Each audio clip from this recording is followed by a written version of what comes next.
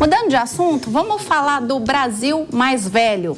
Exatamente, gente. No dia 1º de outubro, a gente comemorou, né, o Dia do Idoso no Brasil. Por quê? Porque exatamente dia 1º de outubro, a gente faz 20 anos que a gente tem uma legislação tutelando a proteção dos idosos, né, que são as pessoas acima dos 60 anos de idade. E os dados da Organização Mundial de Saúde mostram que o número de pessoas com idade superior a 60 anos deve crescer para 2 bilhões de pessoas até 2050. De acordo com o Ministério da Saúde, o Brasil, em 2016, tinha a 5ª maior população idosa do mundo. E em 2030, o número de idosos vai ultrapassar o total de crianças entre 0 e 14 anos. Ou seja, a gente vai ter mais idosos do que criança no Brasil em 2030. Está logo ali, daqui a 7 anos, né? Diante desses números, o Ministério dos Direitos Humanos e Cidadania criou o programa Envelhecer nos Territórios, com o objetivo de tornar as políticas públicas para idosos mais efetivas. No início do mês, durante a cerimônia de assinatura publicada no Diário Oficial da União, o ministro Silvio Almeida destacou a necessidade de não apenas consolidar as políticas públicas, mas também de fortalecê-las. Bom, pessoal, é impressionante como a nossa população está envelhecendo. E por que a gente trouxe essa pauta aqui para debate? Porque não basta a gente garantir longevidade, a gente tem que garantir qualidade de vida para esses idosos, né? E aí eu fico me perguntando, né? O Ministério dos Direitos Humanos e Cidadania lança aí um programa justamente para tratar da lei que protege, né, os 20 anos, da lei que protege os idosos, para comemorar o Dia do Idoso, que é 1º de outubro. Mas, efetivamente, o que o governo federal, quando eu falo governos, governo federal, estadual e municipal, estão fazendo pelos nossos idosos, né? Eu acho que a gente também carece de políticas públicas que olhem para essa população que está crescendo acima dos 60 anos. Principalmente o mercado de trabalho também, né? A gente sofre, sim, preconceito de etarismo, né? E principalmente a questão, quando a gente fala dos municípios, de abrigos para esses abrigos públicos para essa população que muitas famílias começam a tratar como um estorvo. Essa que é a verdade, né? Muitas famílias tratam o idoso como um estorvo. Então, assim, não basta fazer uma campanha. Campanha é bacana para conscientizar. Mas se a gente não tiver um plano de ação que vá para além do Ministério dos Direitos Humanos, vá para os outros ministérios, que a gente fale com o Ministério da Saúde para tratar, por exemplo, de medicina preventiva, né? Que a gente vá ali para o Ministério de infraestrutura para tratar de acessibilidade, né, numa campanha global, estados, municípios e governo federal, o próprio governo da economia mesmo, para a gente falar de prioridades e subsídios para as pessoas da terceira idade e, quando a gente fala de município, falar dos abrigos, porque a gente vê muito pouco campanha de abrigos, né? Ou estou errada? Queria abrir aí para o debate de vocês. Acho que você falou bastante, Elaine, porque é exatamente isso, né? Essa iniciativa do Ministério é importante, tem que ser parabenizada, mas nós precisamos fazer disso uma cadeia interligada de coisas. Então, transporte público para essas pessoas, nós temos no Estatuto do Idoso, inclusive a garantia do passe, porque é muito legal que a população, o sujeito que já viveu tanto, já contribuiu, ele ter a possibilidade de um passe gratuito para visitar um parente, inclusive entre outros municípios. Isso acontece muito, eu vejo muito o interior de São Paulo, por exemplo, acontecendo. A questão da vacinação, o Brasil é pioneiro na vacinação de idosos e tem que continuar assim, porque a vacinação, especialmente na gripe, isso tem que ser colocado. Tem que aumentar o número de espaços de lazer. O estado de São Paulo tem 3 cidades, que eu dou exemplos, que são cidades modelos para pessoas de terceira idade. Santos, São Carlos e São Caetano. São cidades que têm equipamentos públicos para essa gente, porque o sujeito não vai ficar em casa o dia inteiro. Ou ele vai jogar bocha, baralho, ou vai no parque, vai fazer aqueles exercícios ao ar livre. Isso tem que também ser colocado, tem que ter inclusive recursos públicos. O governo do estado de São Paulo, na gestão passada, não conheço da gestão atual, fez uma série de equipamentos públicos no interior de São Paulo para realizar esse tipo de atividade. Então, são aqueles espaços que o sujeito faz, uma ginástica, alguma coisa assim. O abrigo também é muito importante. Acabar com aquela história dos asilos, que o sujeito é jogado lá, e dar dignidade para essa população. E emprego. Então, tem gente que vai precisar, infelizmente, trabalhar até uma idade muito elevada. Então, tem que pensar também em formas de emprego, de inclusão digital. Exato. Porque se o mundo está digitalizado, você vê num banco, a pessoa chega no banco, as pessoas de terceira idade, muitas vezes têm uma dificuldade imensa de trabalhar, de entender o que é um Pix, de entender como é que se paga uma conta digital. E ele vai ao banco, numa agência que tinha 50 pessoas, hoje tem 5. Então, tudo isso tem que ser pensado. Mudamos a nossa pirâmide etária. Exato. Esse é o ponto. E a grande questão quando eu falo de infraestrutura é realmente de planejar grandes obras, mas com acessibilidade, né? Meu pai é cadeirante, né, hoje, porque meu pai tem diabetes. Esses dias eu fui levar ele no Banco do Brasil, o elevador não funcionava. Não funcionava, aquele elevador que leva a pessoa com a cadeira de rodas, simplesmente não funcionava. Eu tive que contar com o apoio de 2 funcionários que ajudaram a subir as escadas com a cadeira de rodas do meu pai. Então, assim, é um absurdo isso, né? A questão da acessibilidade é muito séria. E quando a gente fala em obras, você pega, por exemplo, os aeroportos. Eu presto muita atenção nisso. Eles pensam muito pouco na questão da acessibilidade para as pessoas que têm deficiência física e para os idosos também. Uma questão de segurança do andar deles no banheiro, uma questão dos banheiros adaptados. Você não tem isso, né? Acho que a gente, na verdade, o Brasil não tem um plano para o envelhecimento da população. A nossa pirâmide etária, que a gente nem pode mais chamar de pirâmide etária, talvez um hexágono, enfim, já está se virando uma pirâmide invertida num curto espaço de tempo. Ou seja, nós vamos ter uma população mais envelhecida no Brasil. E nós não estamos tendo nenhum tipo de olhar estratégico para esse envelhecimento da nossa população. É louvável a iniciativa do ministro, sim, é importante a gente ter campanha, mas a gente precisa fazer com que essas campanhas que trazem luz para determinadas políticas públicas, de fato se tornem políticas públicas que cheguem na ponta. Isso é que é importante. Por exemplo, eu sinto falta de uma fala de educação muito forte.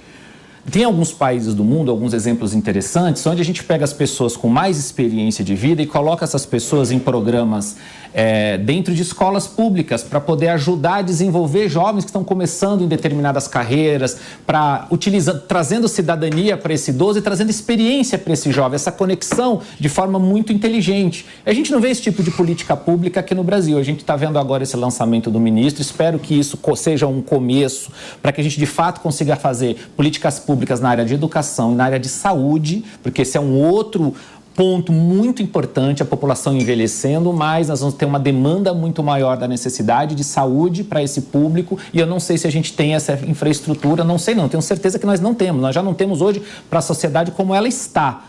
Como isso vai acontecer daqui 6, 7, 8, 10 anos que a população vai estar mais envelhecida. E nós precisamos pensar nisso. Daqui a 7 anos, nós estamos falando de 2030, nós vamos logo ter ali, já chegou, a maior população. A população da terceira idade vai ser maior do que as de criança. Né? Então é muito importante que a gente já comece a falar disso. Não dá mais para vou planejar, a gente já tem que agir. E a gente tem que cobrar isso, você falou muito bem, não só a lógica de cima para baixo, mas agora, ano que vem, nós vamos ter eleições municipais. Então nós vamos ver vários candidatos a prefeito nas cidades no Brasil inteiro apresentando as suas propostas de governo e nessas propostas tem que estar ali pensado política pública para a terceira idade, que é muito importante. Se a gente não cobrar isso nos planos de governo dos candidatos à prefeitura no ano que vem, vai ficar muito. Mas outra coisa que me chama a atenção, sabe o que, Musa? Quando a gente teve agora a questão do Covid, a gente conseguiu aprovar a telemedicina, que é super bacana. Então, por que a gente não usa a telemedicina para a medicina preventiva das pessoas da terceira idade? Para as pessoas que têm pressão alta, diabetes e tantas outras doenças crônicas, né? Por que não usar a telemedicina em benefício dessas pessoas? Por que o SUS não pode usar em benefício dessas pessoas, né? Inclusive a prova de vida, né? Porque a prova de vida é uma das coisas mais cruéis. Meu pai, no outro dia, teve que ir no exército para provar que estava vivo. Porque a burocracia beneficia muito, gente. É uma das coisas mais cruéis que existe. A gente precisa entender a lógica perversa da política de novo. Discutir de novo a causa, não a consequência, mas a causa. A Elaine começou mencionando que é impressionante como está envelhecendo. Não é impressionante, é uma matemática. Essa geração não quer ter filhos. E eu vi ontem, estava vendo o Jordan Peterson falando ontem sobre um fato de como o ser humano atinge a sua maturidade máxima quando você tem o amor por um filho, que é quando você vive pelo outro. E querendo ou não, quando você tem uma geração, um ou outro não querer ter, é super normal, sempre foi assim na vida. Mas quando estruturalmente uma população não quer ter filho, a matemática não mente, vai envelhecer mais do que vai nascer, é uma lógica natural das coisas. E aí o que acontece? Mais pessoas vão viver dependentes do Estado. Tudo é muito lindo que a gente falou, abrigos, campanhas, telemedicina. Quem banca? Da onde vem o dinheiro? Vamos fazer isso numa campanha? Da onde vem o dinheiro? O governo central está a fim de cortar os gastos? Claro que não. Pois é, mas é o que a gente está falando. Então, é o que a gente falou agora. A escolha é quando você é bem intencionado, que não é o que a gente tem hoje no governo. Sim. Então, o que a gente está fazendo para isso? O que o governo faz são medidas que, não é porque eu sou economista que eu vou trazer um lado economista aqui, é pelo contrário, talvez eu tenha me tornado economista porque eu acho que a economia está viva em todos nós, em todos os momentos. O que o governo faz ao injetar dinheiro na economia, ao fazer intervenções, ao fazer subsídios, ao dar preferências a um setor frente ao outro, é destruir o poder da moeda, que acaba destruindo o poder de compra da população. Ao longo do tempo, estamos todos crescendo o número de pobres no Brasil. O poder de compra da população brasileira cai. E isso você cria mais dependência do Estado, com mais pessoas velhas, com menos pessoas produzindo para sustentar mais. E um governo que só quer gastar, se essa for a lógica, e eu não me refiro a esse governo só, estou falando uma lógica brasileira de cada vez pleitear mais gasto público, a gente está alimentando a roda que nos empobrece. Eu não lembro de nenhum governo que tenha pautado na sua campanha uma política para idoso. Na campanha do ano passado não teve isso, na de 18 não é popular, né, não é popular. Não é voto. Porque é como o Bruno falou. Com esse preconceito. Né? Porque o etarismo existe, também. As pessoas têm claro, preconceito. É educacional, é isso. Exatamente, metrô, educacional. Né? E todos nós vamos envelhecer, gente. Todos nós vamos. E que bom, né? Se você envelhece, é sinal de que você viveu muito. Então, a gente tem que acabar com essa discriminação com o idoso. Inclusive no mercado de trabalho. Né? Que é que nem o Renato falou. Nós precisamos ajudar essa geração mais antiga, né? a aprender um pouco mais do que é o mundo digital, né? Como usar um Pix, como trabalhar remotamente. Por que essas pessoas não podem produzir, criar, né, intelectualmente?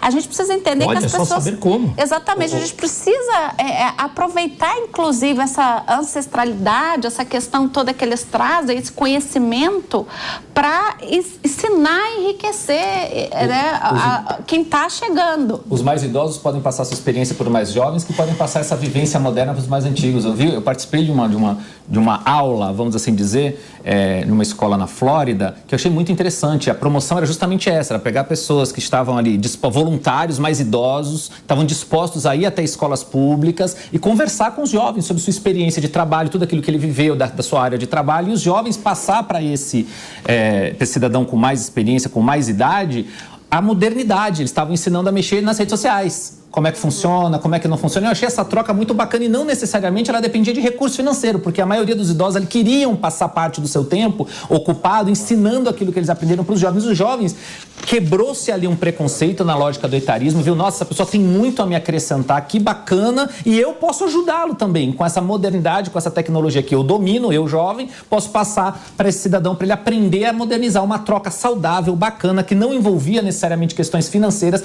envolvia ali a o interesse de algum ente do Estado, nesse caso do Estado da Flórida, que mexeu os pauzinhos. É por isso que eu falo na questão dos planos de governo do ano que vem. Então, às vezes, não é só o dinheiro, é a prefeitura querer fazer essa troca, que não necessariamente precisaria de milhões de reais para ser feito de jeito algum. Eu tenho certeza que aí no Brasil a gente tem muitos idosos que gostariam de fazer, de trocar essa experiência com os jovens ali. Sim, mas lamentavelmente, gente, um levantamento da Ouvidoria Nacional de Direitos Humanos aponta que houve um crescimento de 38% nos casos de violência contra idosos em todos os estados do país e no Distrito Federal.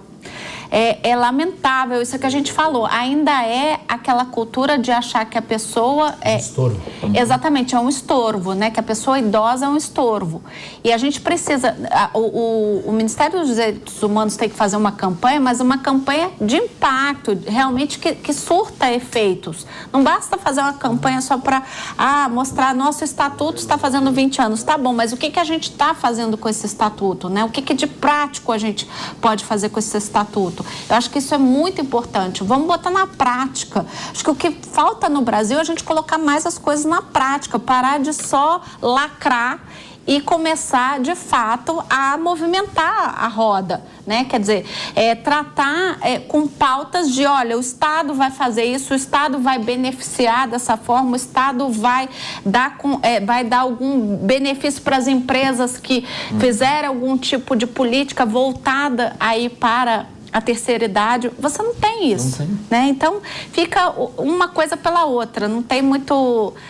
Uma campanha só não basta, né? Uma andorinha não faz verão, não é isso, Ricardo? Né, Deise? Alguma coisa a mais que vocês queriam colocar sobre essa... Interrompi a Deise. Não interrompeu, não. Imagina. Não? Você chegou a conviver com os seus avós, Deise?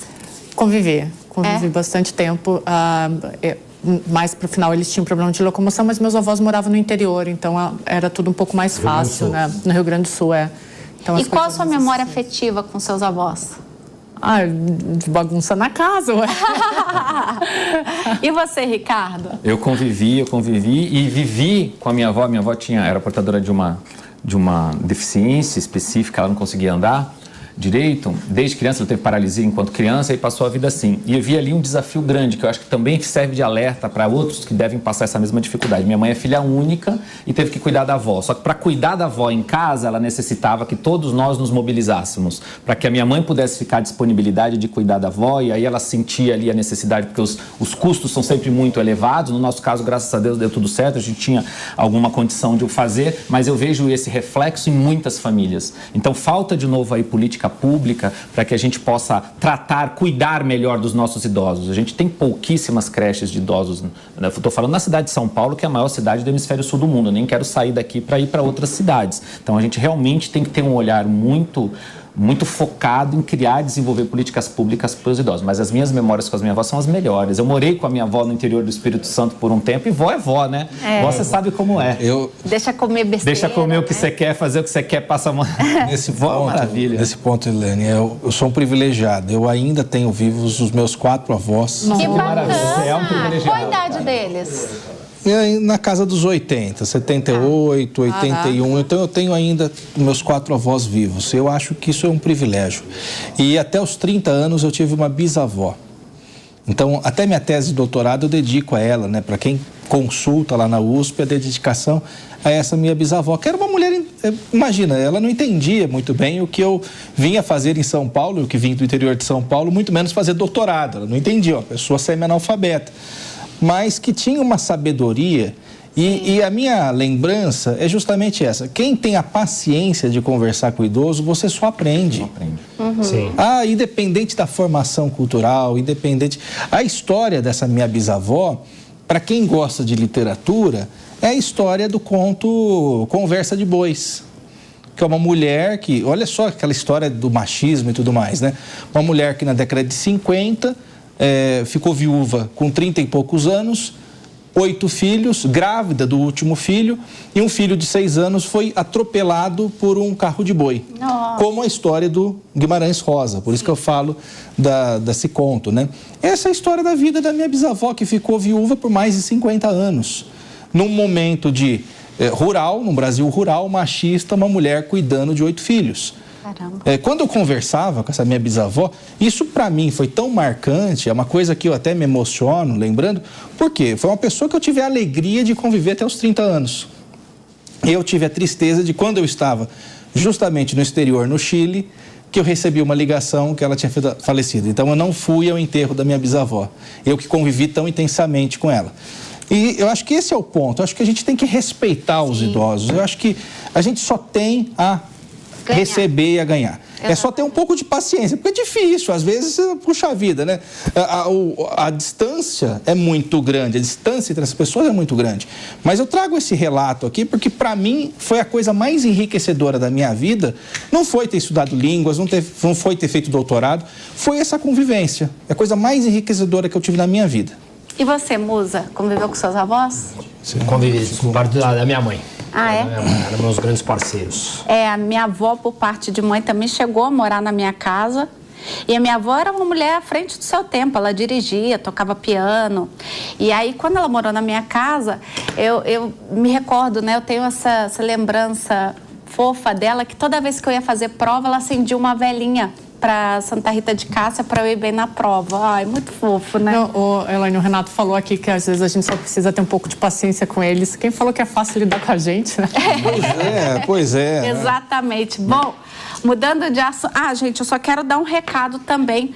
Aí agora um serviço público, assim como a gente falou na hora da greve, né? Lembrar a todos que existe o Disque 100 para denúncias contra violência ao idoso, né? Que funciona para qualquer tipo de aparelho telefônico e também é possível registrar a denúncia no site do Ministério dos Direitos Humanos e Cidadania, tá? Pelo site e por aplicativo no celular. As denúncias podem ser feitas de forma anônima. Então, se você souber de algum idoso que esteja sofrendo qualquer tipo de violência, não deixe de ligar para o Disque 100, né, o Disque Denúncia, ou entrar no site do Ministério dos Direitos Humanos, né? Vamos respeitar a terceira idade, porque nós chegaremos lá se Deus quiser.